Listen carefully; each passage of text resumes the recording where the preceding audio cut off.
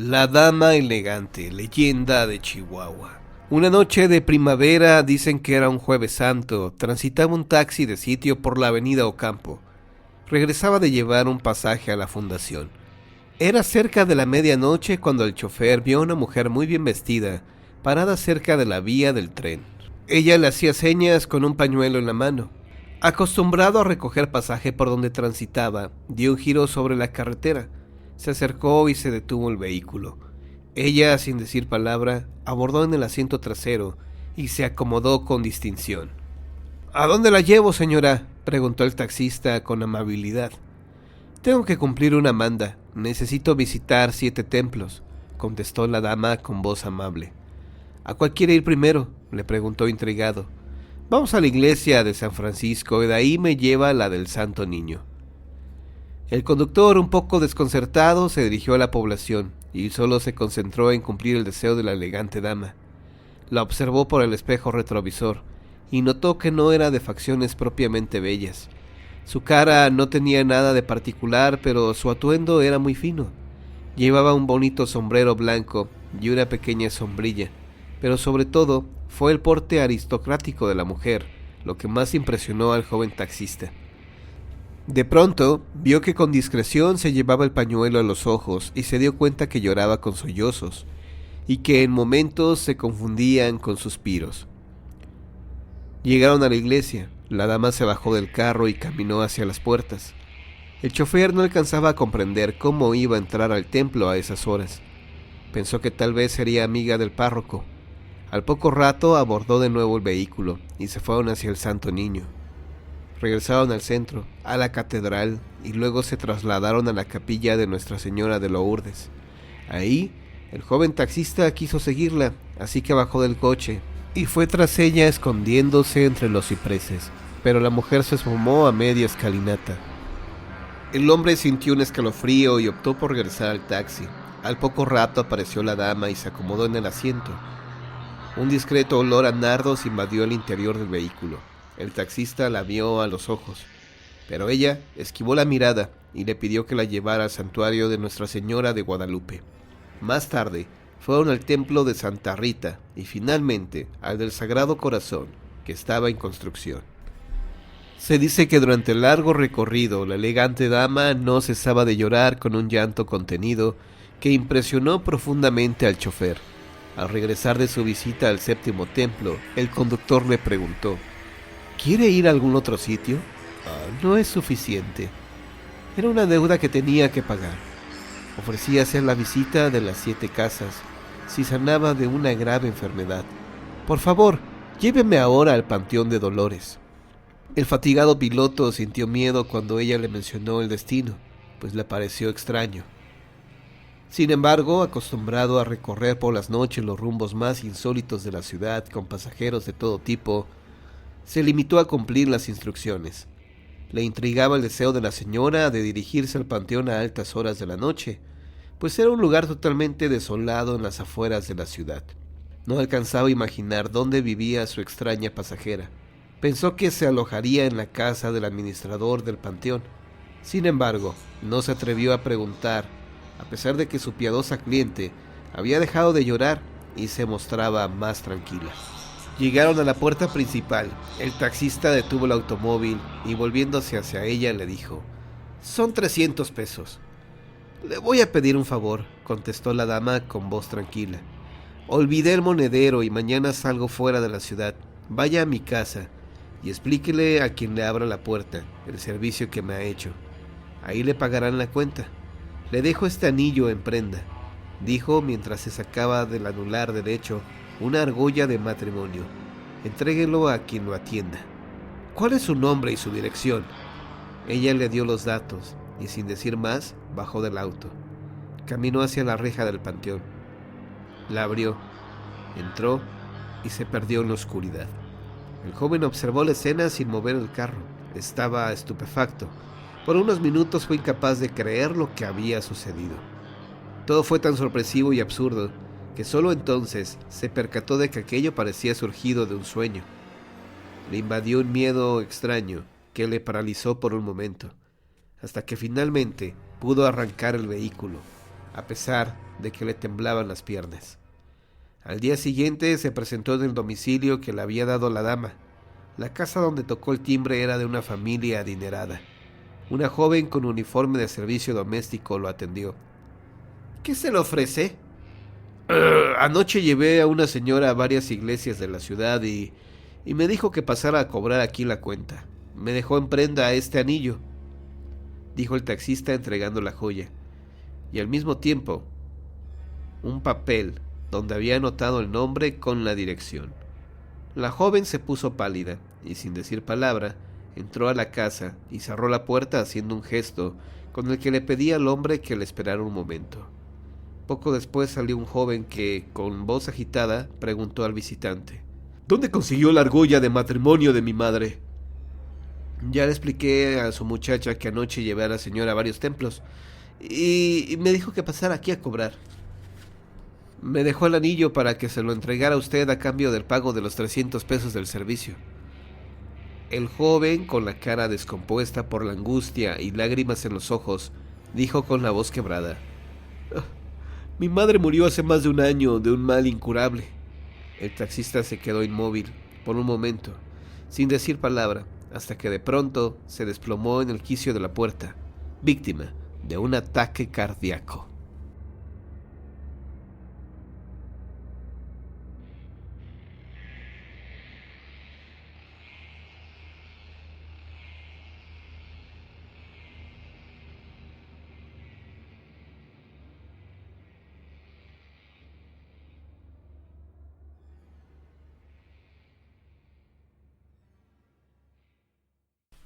Voces del más allá. Era noche cerrada cuando la pequeña Carmen, de 6 años, despertó para ir al baño. ¿Me acompañas?, dijo su hermana mayor Claudia, de 17, que dormía a su lado. Nada imaginaban de lo que se avecinaba. Sus padres y sus otras 2 hermanas y hermano dormían profundamente. Claudia encendió la luz del pasillo y se recargó en la pared, viendo entrar a su hermanita en el baño, que quedaba inmediatamente a la derecha. Al fondo, a la izquierda, estaba el cuarto de sus padres, y enfrente, el que compartían Rosa y Daniela con Eric, el más pequeño de la familia. Claudia bostezaba viendo el reloj. Eran justo las 3 de la madrugada. Todo parecía normal en esa noche silenciosa, pero de pronto se oyó nítidamente una voz extraña dentro del baño. ¡Carmen! ¡Carmen! Claudia se apresuró a preguntar, pegándose a la puerta del baño, pero sin atreverse a abrir. ¡Carmen! ¿Qué te pasa? ¿Qué tienes? ¡Ay, mamá! Carmen se apresuró a salir. ¡Claudia! Ambas pudieron oír de nuevo el temible llamado dentro del baño, que seguía con la luz encendida. ¡Carmen! Era una voz gruesa, cascada, como salida del más allá. Claudia abrazó fuertemente a la niñita y la hizo entrar en el cuarto, para cerrar inmediatamente después. Encendió la luz. El foco del baño también estaba prendido, pues no se habían atrevido a entrar de nuevo a él. Esperaron unos segundos y una vez más, esa voz hueca resonó al otro lado de la pared. La niña lloraba entre los brazos de Claudia. Tras varios minutos de silencio, pudo hablar. «Yo primero creí que fuiste tú la que me habló», decía Carmen entre sollozos. La jovencita no pudo contestar. Seguía con los nervios destrozados y estrechó aún más a la pequeñita, como para protegerla de cualquier mal que pudiera sobrevenirle. «Claudia, ¿y si despertamos a papá?», preguntó la niñita. Todo parecía estar en calma. Claudia, no obstante, seguía atenta a cualquier ruido. «Eras tú, no te hagas», reclamó la niña, ahora más serena. «No, ¿cómo crees? ¿Qué, no escuchaste de nuevo esa voz cuando las 2 estábamos juntas?». La chiquilla, que no había sentido tanto miedo en toda su vida, confundía las cosas en su mente. «Ha de haber sido el aire», dijo ahora Claudia, que no podía concebir un hecho sobrenatural como aquel. «Ajá, eso fue. Quizá como está abierta la ventana del baño, entonces... Pero, ¿de veras ya estás bien?». «Creo que sí». Tras unos minutos, la chiquilla volvió a quedarse dormida. Claudia la arropó y cuando empezaba a pararse para ir a apagar la luz, oyó claramente desde dentro del baño, otra vez, esa voz espantosa, odiosa, terrible que llamaba ¡Carmen! La niña, aunque ya roncaba inmediatamente, tuvo un sacudimiento en sus piernas y bracitos e hizo un gran puchero. Esa voz era de alguien que estaba ahí al lado, en el baño pequeño y bien iluminado. Entonces Claudia se llenó de valor y fue a ver, pero nada descubrió a simple vista. Tomó un viejo tubo oxidado y con él descorrió la cortina plástica de la ducha, que de hecho era semitransparente, y nada vio tampoco ahí. Entonces, temblando, volvió al lado de su hermana. En cuanto empezó a clarear, el padre se levantó para irse al trabajo. Se molestó mucho por hallar encendidos los focos del baño, del pasillo y del cuarto de las dos niñas. Se disponía a regañar a Claudia, quien dormitaba con la espalda recargada en la pared y las piernas recogidas. En cuanto sintió la presencia de su progenitor, la chica se echó a llorar y le contó todo. El señor se quedó pensativo y recordó una experiencia similar, ocurrida hacía unos años, cuando solo habían nacido Claudia y Rosa, la mayor. Las bebitas dormían en la sala, y el señor y su esposa leían, él el periódico y ella una novela, cuando de fondo del pasillo que daba a su habitación, empezaron a surgir voces, como de gente que estuviera platicando ahí, pero no parecía una plática de personas comunes, sino que eran como voces malignas, rasposas. Inmediatamente se puso alerta y su esposa, espantada, gritó: ¡Válgame Dios! ¿Qué será? ¿Serán los vecinos? No, no están, respondió él. Clarito se oye aquí mismo, en el pasillo. El hecho duró bastantes minutos, durante los cuales el espantado matrimonio aguzó el oído para tratar de entender algo de esa charla. Por supuesto, también se hicieron conjeturas para tratar de entender este fenómeno. ¿Eran voces de ultratumba, de almas en pena, o solo el eco de pláticas que en otros tiempos habían tenido lugar ahí? El hombre se decidió a prender la luz del pasillo y aproximarse. «Con cuidado», susurró su esposa, y pensaba en cómo sacar de ahí a las bebitas dormidas por si surgía algún peligro. El valeroso señor se detuvo a tan solo unos pasos de aquella plática aterradora y trató de distinguir los tonos de las voces y el significado de las palabras, mas parecía ser un idioma no humano el que hablaban aquellos seres invisibles. Finalmente, la plática fue apagándose, pero dejó al matrimonio con una inquietud. Por el bien de sus pequeñas, ¿no sería mejor irse de ahí cuanto antes? Mas las circunstancias no permitieron un cambio de domicilio, y ahora el señor se sentía culpable ante el rostro alterado de Claudia y el sueño inquieto de Carmen, que de vez en cuando agitaba los miembros. Pero en cuanto tuvieron suficiente edad, los hijos abandonaron esa casa. Al parecer, todos tuvieron experiencias paranormales ahí. El señor falleció y la viuda se ha negado a platicar si ha vivido otro hecho sobrenatural en su hogar. Lo que sí es cierto es que constantemente sufre accidentes que le han ocasionado fracturas en ambas manos y en una rodilla.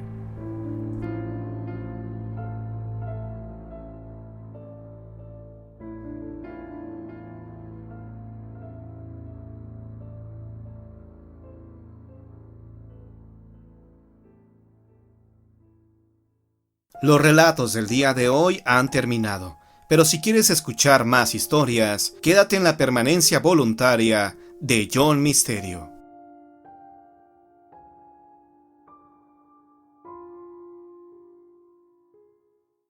El noble novohispano y su hacienda embrujada. Leyenda de Hidalgo. Pedro Romero de Terreros, primer conde de Regla, fue un hombre misterioso que, según cuenta una leyenda, le quitó la vida a su hija, y por eso su alma pena en lo que fuera uno de sus inmuebles favoritos, la hacienda de San Miguel Regla. Entre los pasillos del inmueble se escuchan ruidos y de vez en cuando pueden verse figuras espectrales, vestidas a la vieja usanza. Se dice que este hombre no vino rico de España, y que fue en la Nueva España donde halló su fortuna, pero también su desgracia. Nació el 10 de junio de 1710, en Cortegana, Huelva, España. Fue el quinto hijo del matrimonio formado por don José Romero y doña Ana de Terreros, perteneciente a una familia de hidalgos rurales. Desde pequeño manifestó capacidades intelectuales y como no podía beneficiarse del mayorazgo familiar, sus padres consideraron que realizara estudios eclesiásticos en la Universidad de Salamanca. Pero su tío, Juan Velázquez de Terreros, prominente ciudadano de Santiago de Querétaro, lo reclamó para que viniera a la Nueva España para que lo ayudara en sus negocios.